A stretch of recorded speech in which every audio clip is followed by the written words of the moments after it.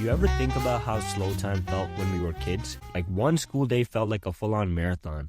But now I blink and it's Sunday night again. Right? Summers used to feel endless. The reason we want to talk about this notion of nostalgia is because we came across this article called Why Time Felt Slower When We Were Younger, thanks to my friend Ashra. It breaks down how time perception changes as we grow up, and why everything used to feel richer, deeper, and most importantly, slower.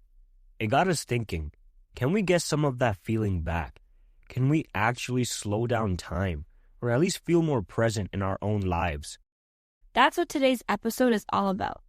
Why time felt slower when we were young, what's speeding it up now, and how we can be more intentional with the time we've got.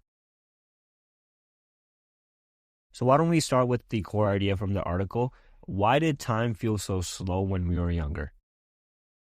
Yeah, I mean, we both read the article, right? And the biggest thing that the author talked about was the idea of novelty, or, something being new. When you're obviously a kid, everything is new to you.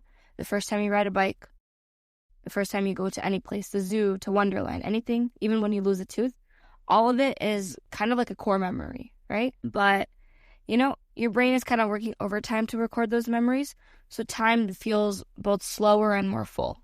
Mm-hmm. Yeah, no, I agree. I think when we were younger, I remember being excited for some things that were so, small, so simple. And now, now that I've seen it so many times, that kind of spark or that kind of interest has naturally faded away. Mm-hmm. And one thing the author kind of mentions is that we kind of get caught up in this routine, right? We kind of live the same day on a constant basis. I wake up at a consistent time. I do the same things on a regular basis. Like my schedule from Monday to Friday, it's pretty much fixed. Yeah. Right?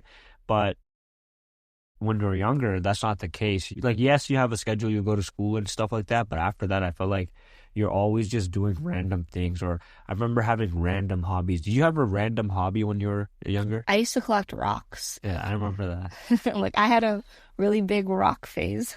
Yeah. Or I used to collect trading cards for Pokemon. And you like marbles too. Marbles. Also hockey cards. So if you go to they still do this. If you go to Dollarama, they used to have, I think they still have those hockey card packs. And I used to have all of the, basically all the big names back then. I had Patrick Kane back then, which back then meaning 2014 era where he was really good. And before that I had him. Just to give you guys an example, right? I remember for one of my birthdays, I wanted trading cards. Oh. Yeah, so I had him a box of that. Do you remember Beanie Boos? Yeah. I think you also had a bunch of those. Those are so fun to play with. Yeah, so I think just think about it. We were so excited over the smallest, simplest things. Yeah. Right?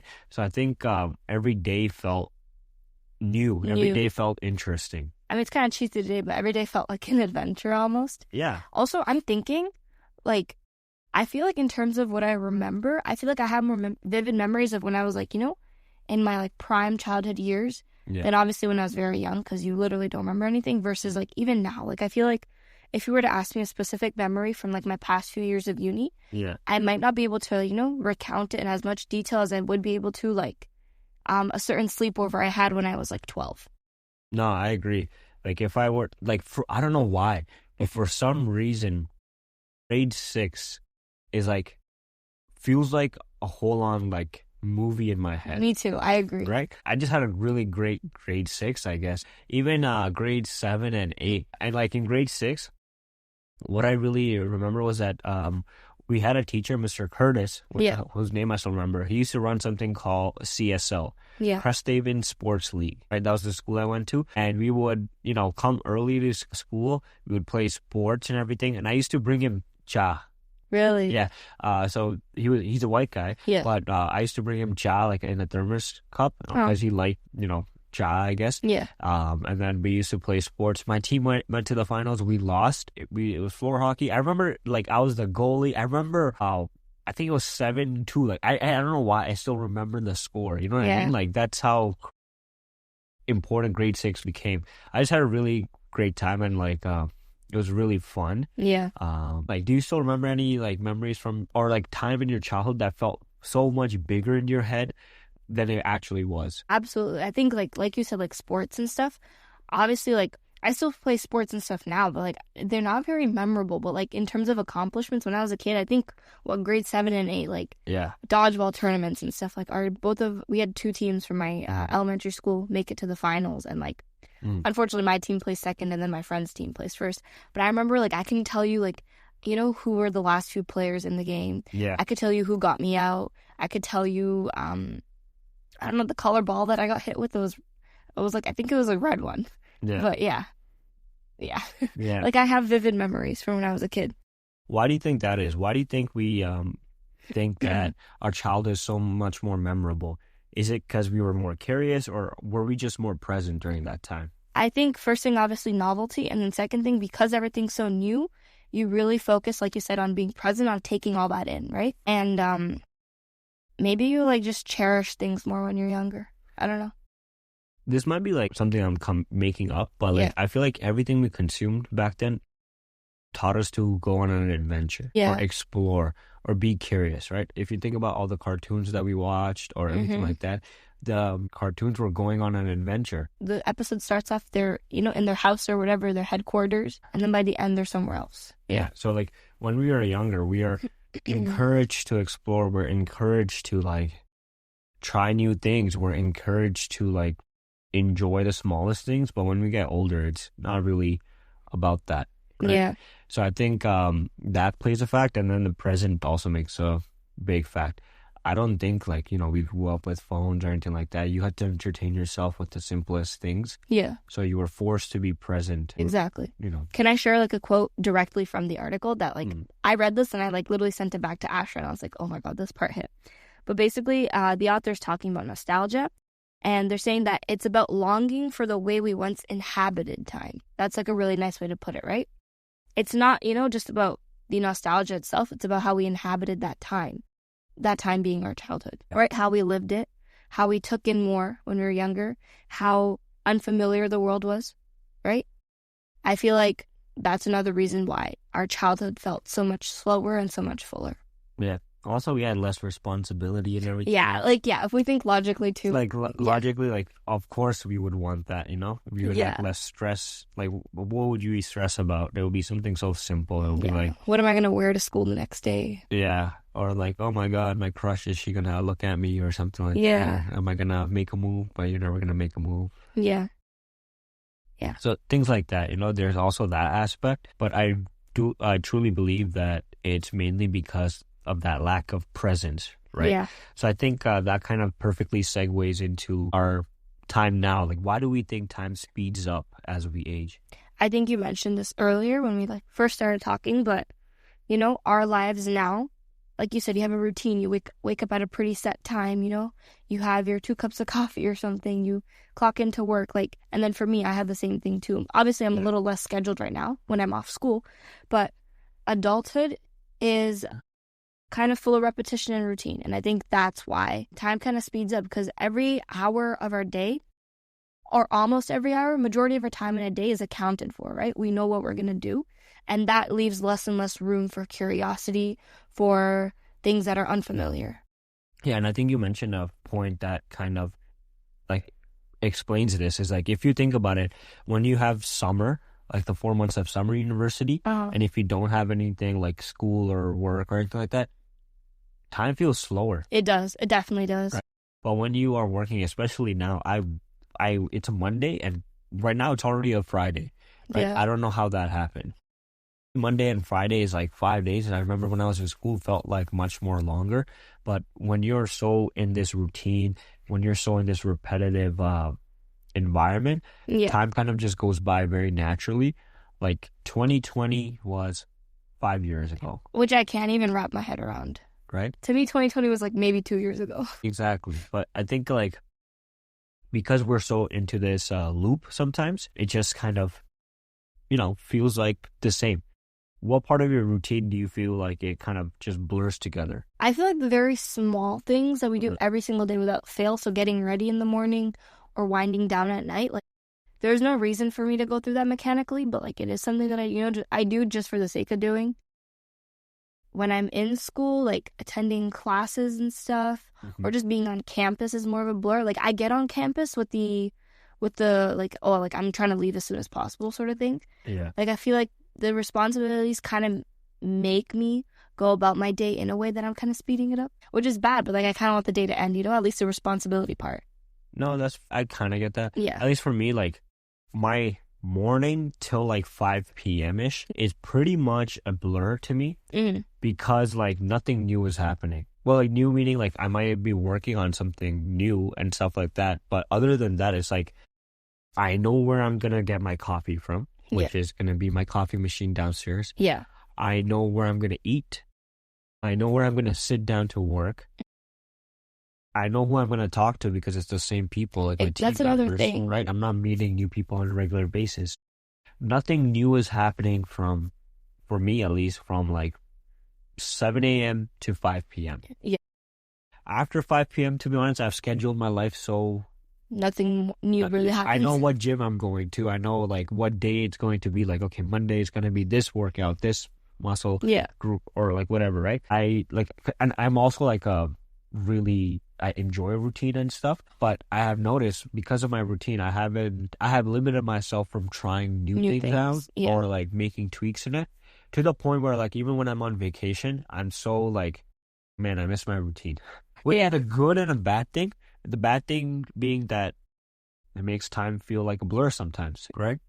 Yeah. And I kind of wanted to go to the article again because I think like the subheading of the article is the neuroscience of time perception. Yeah. And so the author, Yana Yuhai, I don't think I'm saying that right, but they get into like the actual science of time acceleration, and they have a few like effects and theories I think we should totally talk about, just because I think it's really cool. Yeah, it's cool. And like it was my first time reading these theories. Yeah. So the first thing that the author talked about was the oddball effect and how novelty, we talked about this earlier, how novelty warps time.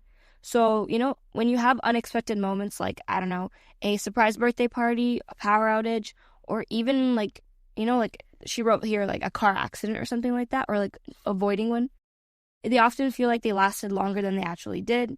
And this is because of the oddball effect, where your brain devotes and gives more energy to encoding new or novel events so that they feel more stretched in your memory.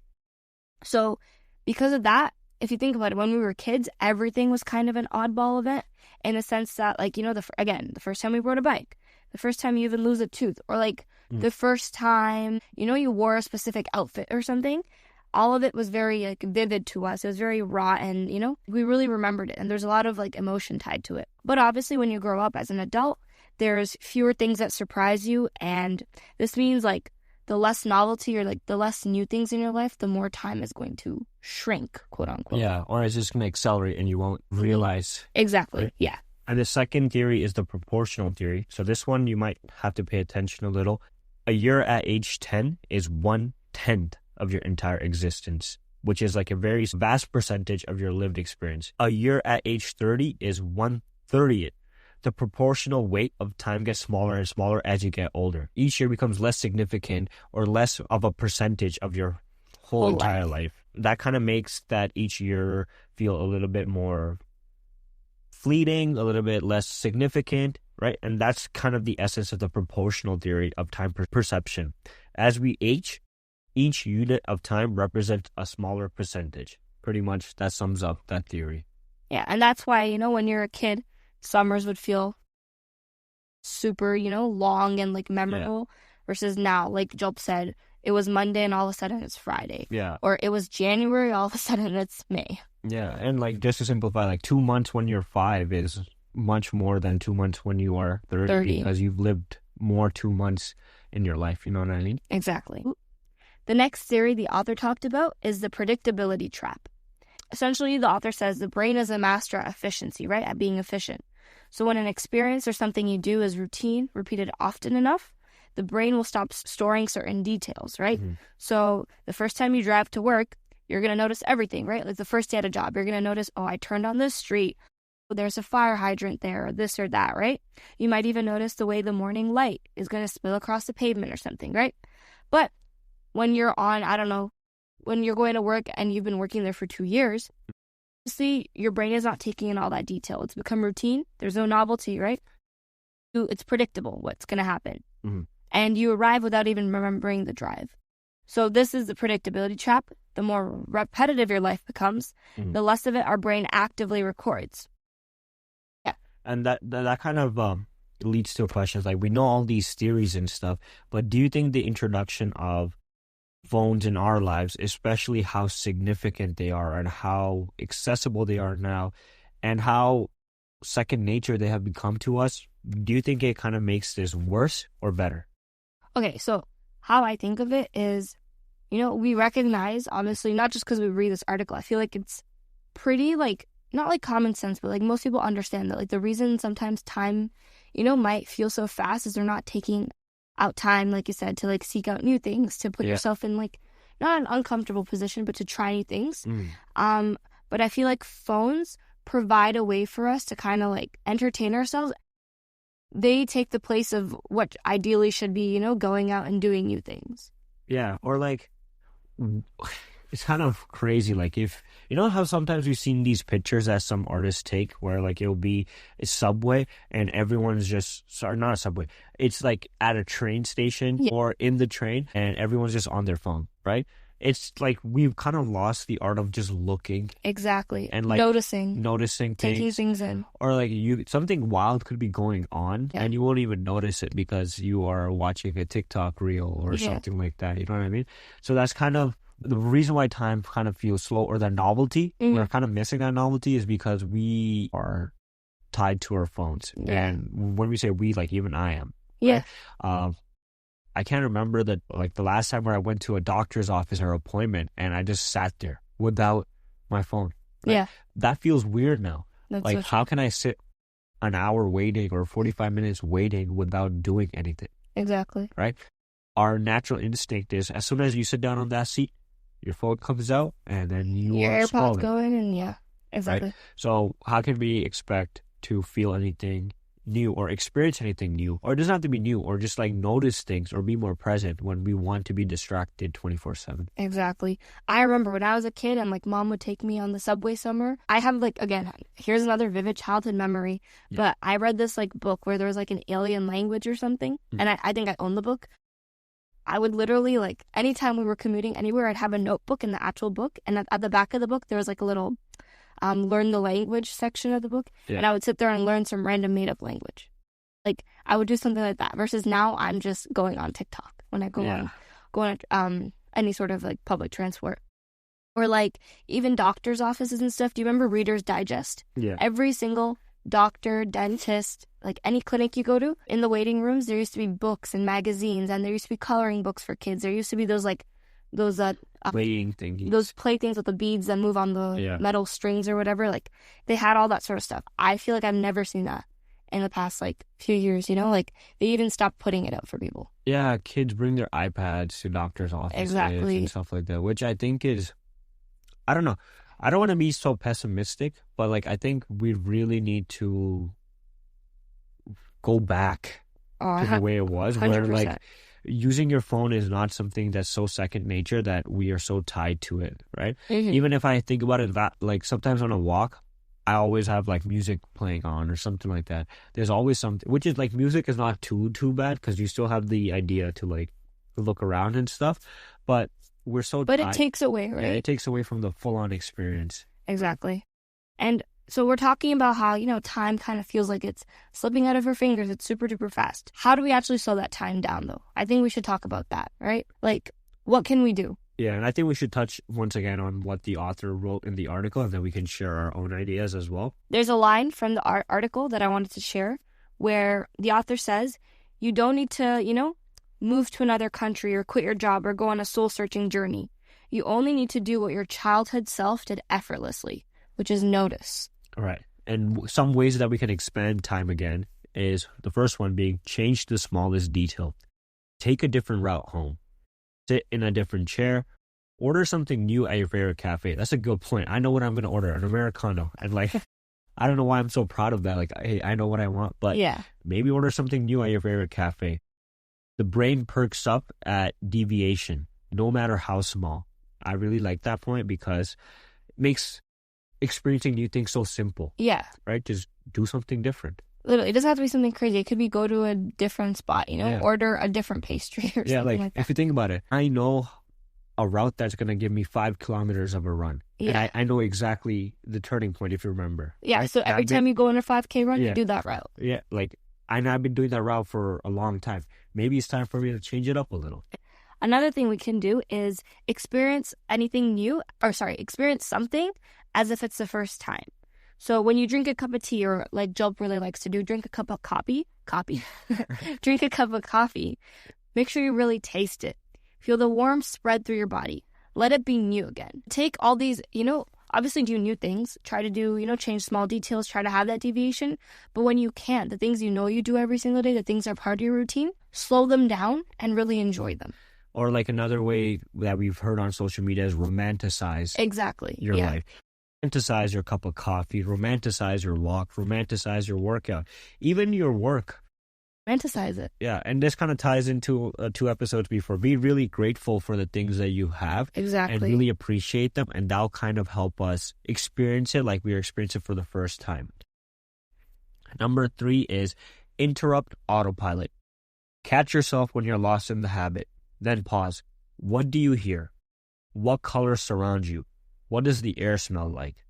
I really like that because sometimes, as I mentioned, between the hours of 7 to 5, or even, like, I'll be honest, even like throughout my day, majority of my life is autopilot because I've structured it like that. I know where I'm going, what I'm going to be doing, right? Yeah. And I'm so into it sometimes where I don't take the moment to, take a step back. So I really like that. You know what? I'm thinking, and I've done activities like this before where, you're like, forcing yourself to be present to notice stuff, use your 5 senses or whatever. Mm-hmm. And when did I do that? Like elementary school. You know what I mean? Like even our education was catered to that back then. Yeah.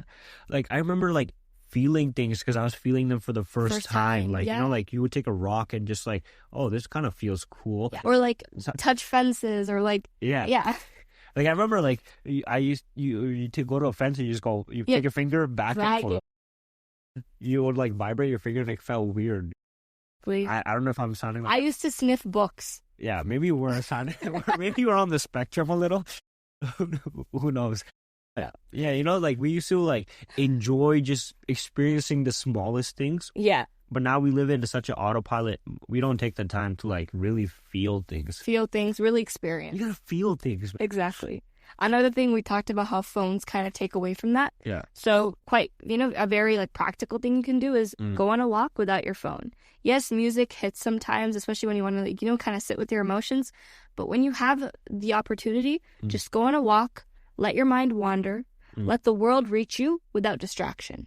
Yeah, that's a good point. The 4th, or sorry, I can't count. The 5th, watch how light moves. Across the table, through a window, over your hands. Your brain was once mesmerized by this.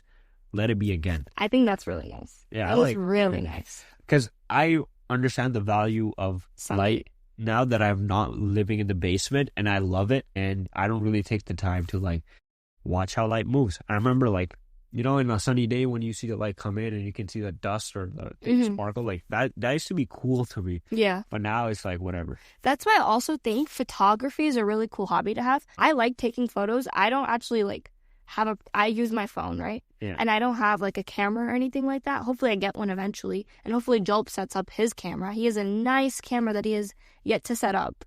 So hopefully he does that. Please, remind me on a regular basis. But anyways, I think photography is something everyone should do. When you go on a walk, maybe like make it a goal. Let me take one nice picture, because that forces you to notice stuff. The other day I went on a walk with Asher and Anusha. We went by a creek and we saw these 2 ducks. Yeah. And we didn't talk. I kid you not, we sat there for like 10 minutes just watching these ducks swim. And because we were so still, they actually came right up to us and I got some really cool pictures.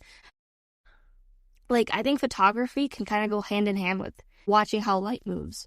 Yeah, that's why whenever I'm like either playing golf or like even doing something, sometimes the nature just like is so beautiful where like I'm like I need to takes your breath away. Yeah, take a photo of this, right? Yeah. And I think like 25% of golf that I enjoy is just being outside and like looking at stuff.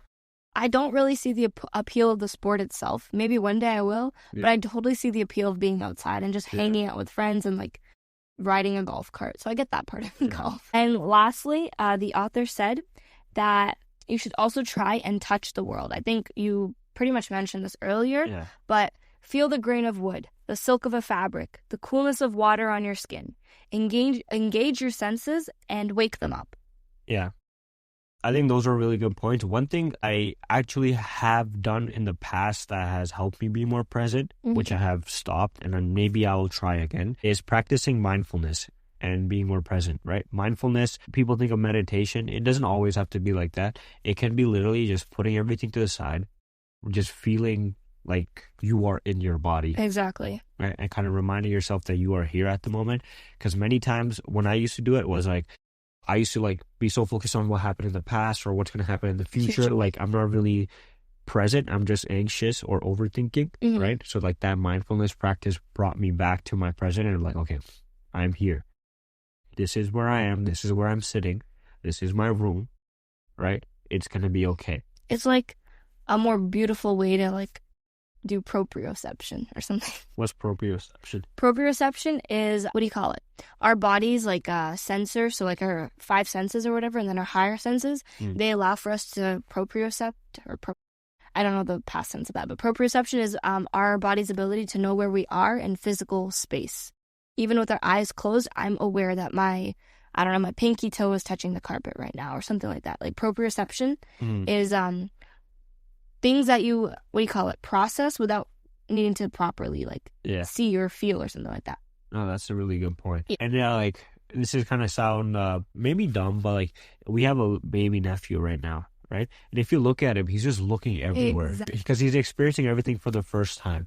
And because of that, he's able to, I guess, be more present, right? So we're not babies or anything, but this is a good reminder to ourselves to just be present in the room you are. Just be present. And also enjoy the art of taking things slow. Nowadays, we live a really fast life. If you want something, you can order it, everything like that. And because of that, we're so used to just moving so fast that sometimes we have trouble taking things slow. Yeah. So the next time we're at a doctor's office or something like that, take the time to just sit and wait. Exactly. People watch. Yeah. Make up stories for the people around you. That's always fun. I think one of my favorite things to play when I'm going to share it, so maybe you guys can also do it on your walk. Something, and I think I've played this with you before too, you and Didi. When I'm on a walk with friends usually, or with company, if you see a random object, you all have to kind of compete to make a story about that object. And whoever has the best story wins, kind of. So I don't know if you remember this, but we went on a walk, me, my brother, and my sister, and there was an empty stroller with a few children's books in it, which in retrospect, that's really creepy. But then I got my brother and my sister to compete to make the most scariest story. Yeah, and I won. No, I think Didi won. No, I won. No, you need to make a story. Oh, really? Yeah. I made the story about her being murdered by her husband. Oh, anyways, it's a fun thing to do when you're on a walk, so I definitely recommend that. All right. Now, the last kind of sense check questions that we can ask ourselves is, when was the last time you truly felt present and not rushing through something? I would say, I think I mentioned this earlier, on Tuesday, I was at Asher's house and then we went on a walk. Yeah. And I guess that day we were really tired from the day before. Because we had been very physically active the day before. So we kind of just went on a walk and then we just sat down in the middle of the trail in a little patch of shade and we just sat there and it was really nice. Yeah. And then also when we went near the water and stuff, we didn't really talk. We kind of just observed. And I felt really present in that moment. And I know I felt present because I can remember that. Yes, it's only been 4 or 5 days, but I feel I will remember those 2 moments specifically for a very long time. Yeah. I think I have a couple of them. Whenever I went on trips and I've taken a hike and I reached the top point where I'm so exhausted to even just go on my phone and I'm just sitting and looking at the views, I always feel present. And when I'm doing mindfulness activities or when I'm trying to remember things, when I'm meditating or stuff, I think of those moments. Another thought that just came in my mind, playing sports forces you to be present. Oh, 100%. Right? When I'm playing basketball or even when I'm playing golf or even when I'm playing tennis, you have to be present. Yeah. Right? And I think those things are really good activities to not only good for your health and stuff, but also to be more present and just be more engaged with your friends, be more engaged with the environment you're in. So play a sport. I think that's a good way to be present. 100%. I played volleyball recently, and we were playing a high-stakes game, and dude, I was getting nervous. So then what did I have to do? I literally stood there, and I did breath work. I get nervous, okay? Also, sometimes I have mental block when I try to serve. Yeah. So I really need to focus on breath work. But I agree. Sports force you to be 100% present. Notice all those small little details. Yeah, you have no other option. Exactly. So that's one way, that was us kind of reflecting on the notion of being present.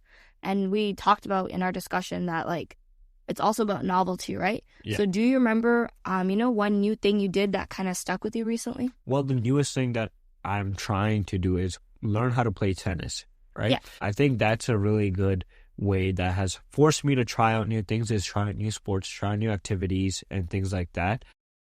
But I'll be honest, I am so very routine oriented. I need to do a better job of trying out new things. So the next time I'm making a pact right now. Next time I go to Starbucks, I'm not going to order what I always order. Or next time I go to a coffee shop, I'm not going to ask for an Americano. I'm going to force myself to get something new. That's beautiful. Yeah. What about you? Mine is food related. Just yesterday, Mom and I went to there's an Indian grocery store that opened up near us. And I got kulfi, which is like Indian ice cream. And I always get either mango, chocolate, or maybe pistachio flavored. But yesterday I got this like nuts and kesar kulfi flavored thing. Yeah. And I tried that. I didn't like it.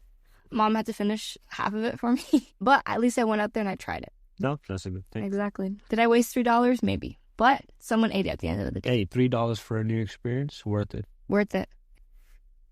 All right. So let's kind of zoom out a bit. This article kind of made us think about how much of our lives are we actually experiencing versus just kind of documenting. Right? Social media compresses everything into little moments, but do we actually even feel them? It's kind of like we're rushing to build a highlight reel instead of just living. You know what I mean? Yeah. So do you ever post something and forget the moment it came from?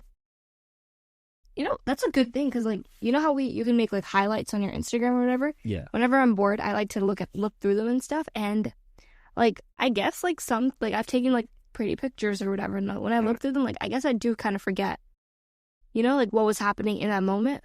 Like, maybe I'll remember taking that picture. Maybe, actually, no, I don't even remember taking that picture. Yeah. I'll just remember, like, the bare bone details. Like, oh, I was in Niagara. Or, like, I was here or there or something. But I don't remember how I felt in that moment, right? Versus, like, if I think about childhood memories, like, I can remember how I felt, what I smelt. Oh, another thing I want to talk about is, like, when you're younger, you're so more aware of, like, things you smell as well. Because I have, like, okay, this is kind of weird, but anytime when we were really young, I'm talking when I was, like, 5 and younger or whatever, whenever Mom would come home from work, she had a specific smell to her. The smell of outside. So sometimes I would smell her before I, like, noticed she was home, which is weird. Yeah. But, like, anyways. But, yeah, I think I definitely do forget things that I've, posted on social media in terms of, like, the actual memory attached to that picture. What about you? No, I 100% agree. Like, sometimes when I would look at pictures or, like, the highlights, I'm like, oh, yeah, I did that. You know what I mean? Yeah. But I can't really remember more than, oh, yeah, I was there.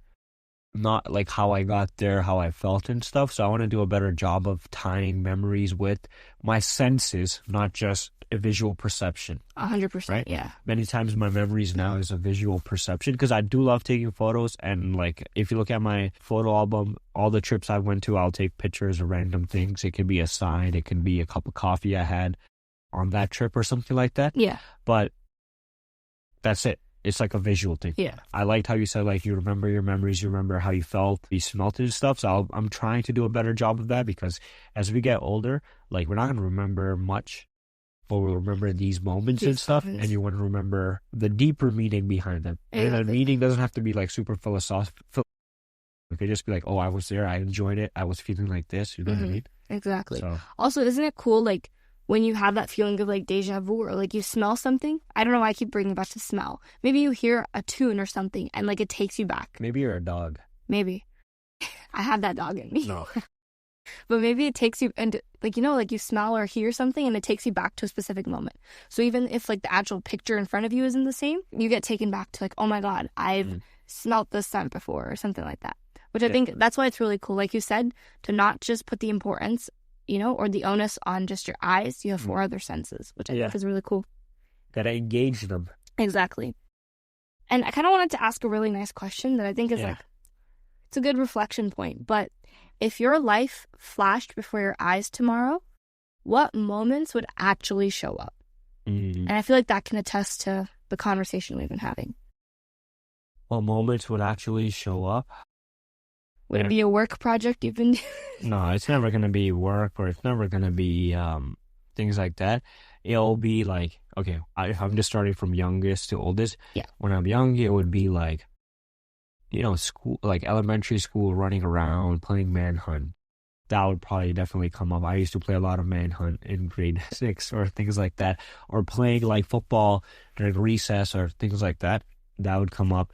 Then university life would come up. When I say university life, all I can think of is not the studying and stuff. It's just me sitting with friends laughing. Like that's coming up in my head. Or like there was a project that we did where we stayed until like 4 a.m. Like that's coming up, not because I was so into the project, just because it was fun. And then I'll move forward. It'll be friends, family. Just I don't know why people just laughing in a circle is coming up in my head. That's beautiful, right? And that's what's coming up. Like just sitting with my friends, laughing.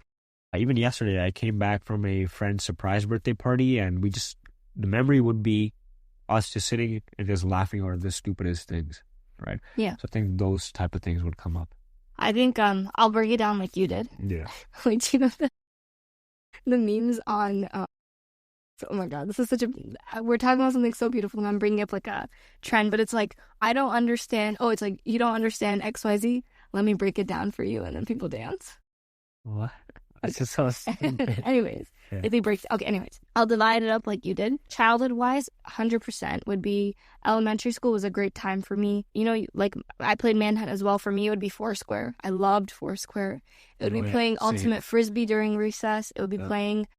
We used to play like indoor volleyball with balloons and stuff. We used to call it balloonsy ball. Just like all the things I did with my classmates. Super fun. High school as well. It would just be like...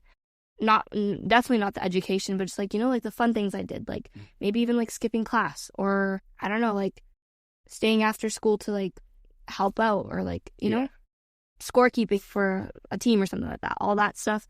University, I'm still in it, so I can't really look at it in like a retrospective way, but 100% it would be the moments rather than like what I learned, right? Or like my grades or anything, or like specific small things like that. It would be, how I felt my first week of uni, meeting one of my best university friends for the first time. It would be also just like in the past few years in terms of moments. It would be going to like Toronto with my childhood best friends, and so it would just be people and places and not anything else. Yeah.